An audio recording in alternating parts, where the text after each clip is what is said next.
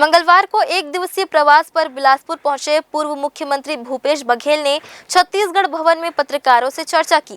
छत्तीसगढ़ में धान खरीदी के मामले में उन्होंने कहा कि कांग्रेस पार्टी लगातार किसानों की समस्याओं को उठाती रही है। बीते वर्षों में भी धान खरीदी हुई, लेकिन जिस प्रकार से परेशानी इस साल किसान महसूस कर रहे हैं, पहले कभी नहीं हुई। सरकार के द्वारा किसानों पर थोपी गई यह प्रायोजित समस्या है, जिससे सभी किसान परेशान हैं। नक्सलवाद के खात्मे के सवाल पर उन्होंने कहा कि उनकी सरकार ने नक्सल क्षेत्र में विकास कार्यों को गति दी थी, जिससे क्षेत्र में सड़क सहित शासकीय योजनाओं को बढ़ाने में मदद मिली। लेकिन अब वही नक्सलवाद देश की समस्या बन चुकी है, जिसे खत्म करने की जरूरत है। नगरीय निकाय चुनाव पर उन्होंने कहा कि सरकार संविधान के खिलाफ काम कर रही है, लेकिन जिस तरह से सरकार अध्यादेश लाई है, उसमें मतदान के दिन तक मतदाता को जोड़ा जाएगा, वह उचित नहीं है।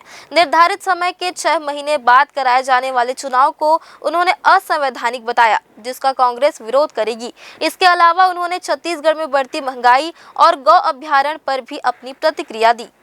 जो सर्कुलर निकला है, आपने देखा होगा, जो अध्यादेश जारी किया है, उसमें 2 चीज़ें हैं जो बहुत आपत्तिजनक है। पहली बात तो यह है कि मतदान के तारीख तक के मतदाता सूची में नाम जुड़वा सकते हैं। मतलब जब आप तैयारी करोगे, आपके वार्ड में मान लो 1000 मतदाता है, आप उस हिसाब से रणनीति बनाते हो। अब आखिरी दिन आपको पता चला 200 और जुड़ गए, तो ये लेबल है क्या? बराबरी का मैदान प्रत्याशियों को दे रहे हैं? नहीं दे रहे। दूसरी बात ये तो चलो सर्कुलर है, लेकिन जो संविधान का जो वायलेशन हुआ है, उसमें ये है कि आप कट ऑफ डेट से 6 महीने पहले चुनाव कर सकते हैं। 6 महीने बाद का चुनाव कराने का अधिकार आपको किसी ने भी नहीं दिया है। लेकिन ये सरकार जो अध्यादेश जारी किया है, उसमें यही है कि ये अंतिम तिथि के 6 महीने बाद तक के चुनाव कराया जा सकता है। इस प्रकार से अध्यादेश जारी किया है। धान खरीदी के मामले में कांग्रेस पार्टी लगातार किसानों की समस्याओं को उठाती रही है। पिछले वर्षों में भी धान खरीदी हुई, लेकिन जिस प्रकार से परेशानी इस साल किसान महसूस कर रहे हैं, वैसा कभी नहीं हुआ। और दुर्भाग्यजनक बात यह है कि ये शासन के द्वारा प्रायोजित